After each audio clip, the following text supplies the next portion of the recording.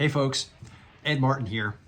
If you've been watching the news these past couple of days, you've probably been hearing a lot of buzz about something that's going to happen that's pretty crazy on Monday. Well, fortunately, if you're all confused about what you're hearing in the news, I'm here to break it down for you. I'm here to walk you through it very simply. I'm here to answer your questions, hopefully to allay any concerns or misconceptions or even fears that some people might be having about the events that are going to happen on Monday. What you've been hearing in the news has probably been described in what scientists refer to as a solar eclipse. Now, this is a technical, fancy term that basically just explains an event that makes day turn into night. Yeah, believe it or not, it's pretty crazy. Well, I'm here, again, to walk you guys through it and to explain things in layman's terms that most people should be able to understand with no more than a basic rudimentary understanding of numerology. So to give you a better perspective of real life experience of what you might be able to experience on Monday, let's go outside.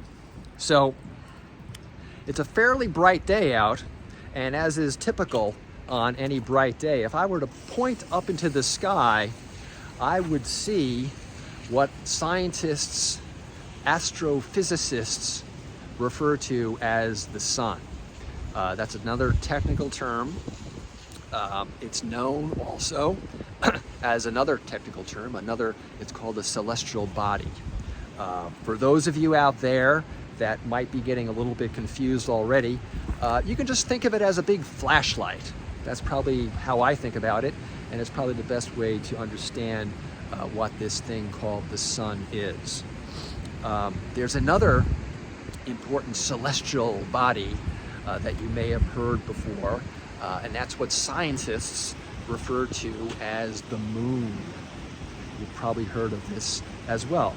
And it's the interaction between these celestial bodies that results in the solar eclipse. Now, how does this happen?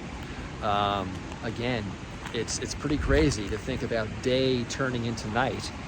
And there's a lot of speculation about how this happens, and to be quite honest, no one really knows. There's a lot of theories out there, and some of the best cosmeticians in the world have a number of theories, one of which I happen to subscribe to. And that theory is the following.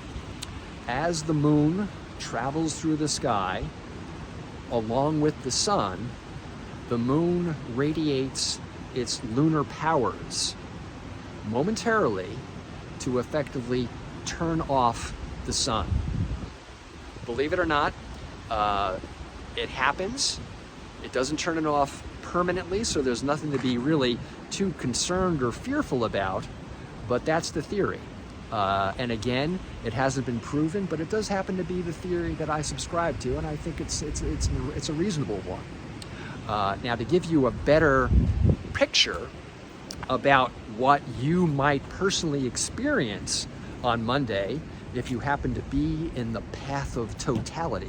Again, I'm throwing out a lot of technical terms, and let me just step back for a second and say, as I'm going through this video, as you're watching it, feel free at any time to rewind a little bit and watch some sections over again if I'm going too quickly. If I'm talking in technical terms that you don't quite understand the first time, it might take a couple of times to run through it to get a better understanding. So here I am. It's a nice bright day. Now, if I were to walk underneath this treehouse up here to my right, I would put myself in the shade, and now watch what happens. I'm making day turn into night. It's now darker. How did that happen? Let's try it again. I'm out here in the sun. It's bright out. As I walk underneath the treehouse, it's dark. I've turned day into night.